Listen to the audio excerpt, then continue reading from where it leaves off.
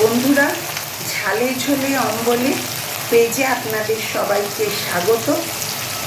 আপনাদের এখন দেখাবো মৌরলা মাছের আলু বেগুন দিয়ে ঝাল। সেই জন্য আমি মৌরলা মাছ ছাঁকা তেলে একটু মচমচে করে ভাজতে দিয়েছি।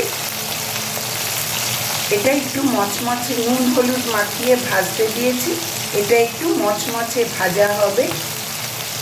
তারপর আপনাদের বাকি রান্নার প্রণালীটা দেখাচ্ছি। বন্ধুরা, এইবার দেখাবো মৌরলা মাছে বেগুন আলু দিয়ে ঝাল। কড়ায় তেল নিয়ে নিয়েছি, তেল গরম হয়ে গেছে। এবার দিয়ে দিচ্ছি এর মধ্যে একটু কালো জিরে,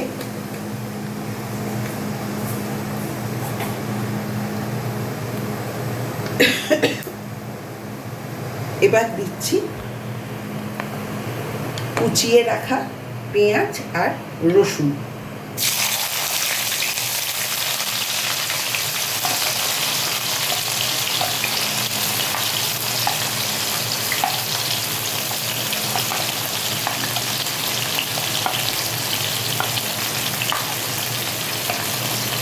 পেঁয়াজ রসুনটা একটু লাল করে ভেজে নিতে হবে,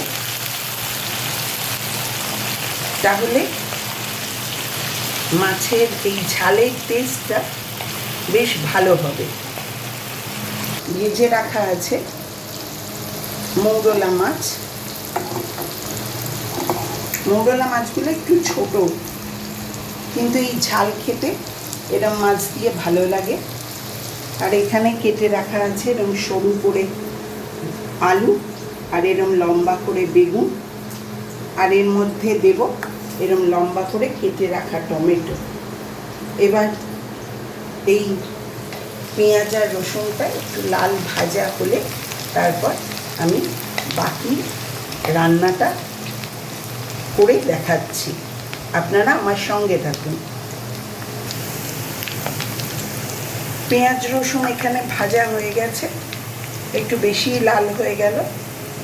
এবার এর মধ্যে দিয়ে দিচ্ছি একটু লম্বা করে কেটে রাখা টমেটো।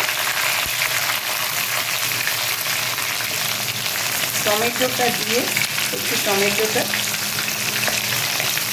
ঘেটে ঘেটে দিতে হবে।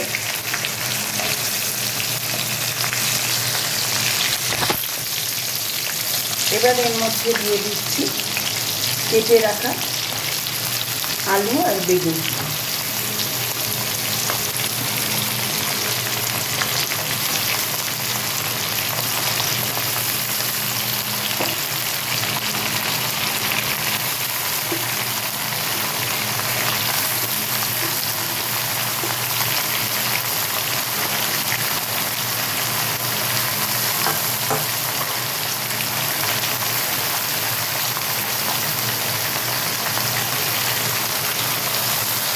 আলু আর বেগুনটা দিয়ে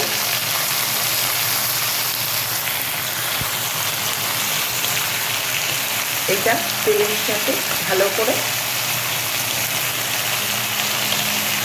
নেড়ে দেব।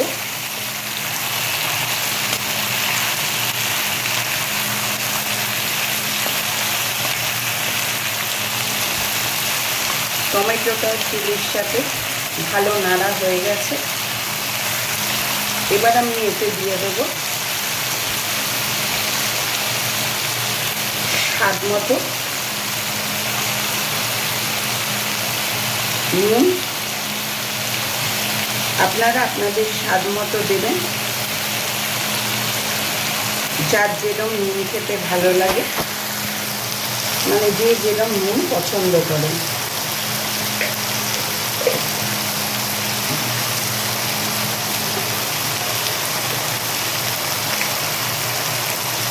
এবার দেবো একটু হলুদ গুঁড়ো,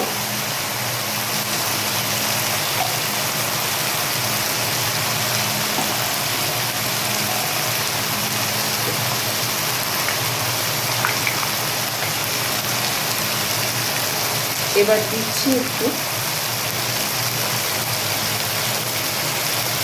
নর্মাল লঙ্কা গুঁড়ো,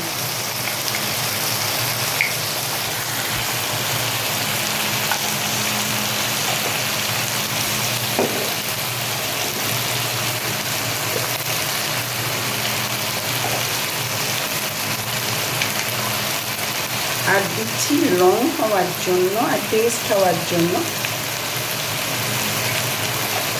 শিমলা মির্চ মানে কাশ্মীরি লঙ্কার গুঁড়ো,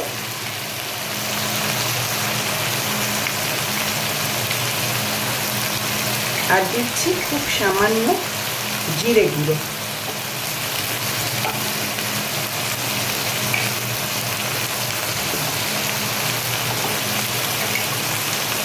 এবার এই মশলাগুলো, গুঁড়ো মশলাগুলো কষিয়ে নেওয়ার জন্য দিয়ে দিচ্ছি অল্প পরিমাণে জল,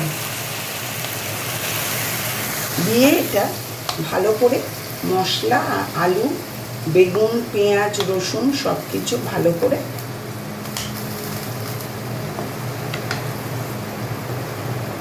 জলের সাথে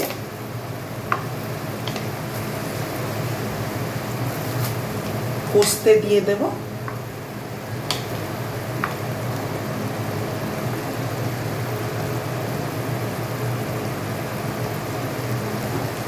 আর এই কষার মধ্যে দিয়ে দেব দুটো কাঁচা লঙ্কা কাটিয়ে। এটা এবার কষা হবে। আলু, বেগুন, পেঁয়াজ, রসুন দিয়ে, টমেটো দিয়ে কষানো হয়ে গেছে মশলার সাথে। এবার আমি দিয়ে দেবো এর মধ্যে জল। জল বেশি দিতে হবে না, কারণ এটা ঝাল হবে।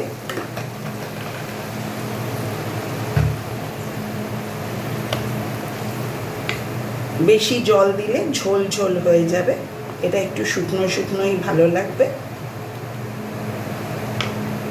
এবার এর মধ্যে দিয়ে দেব ভেজে রাখা মাছগুলো।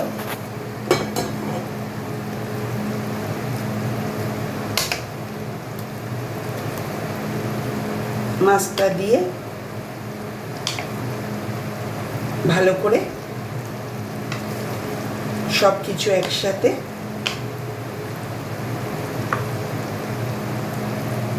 নেড়ে দিয়ে এটা একটু ঢাকা দিয়ে দেব।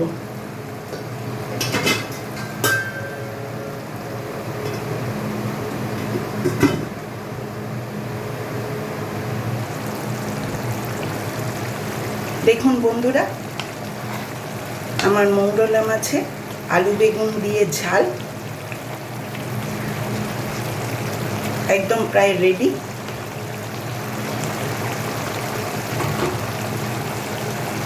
এবার আমি এর মধ্যে দিয়ে দিচ্ছি কেটে রাখা ধনেপাতা,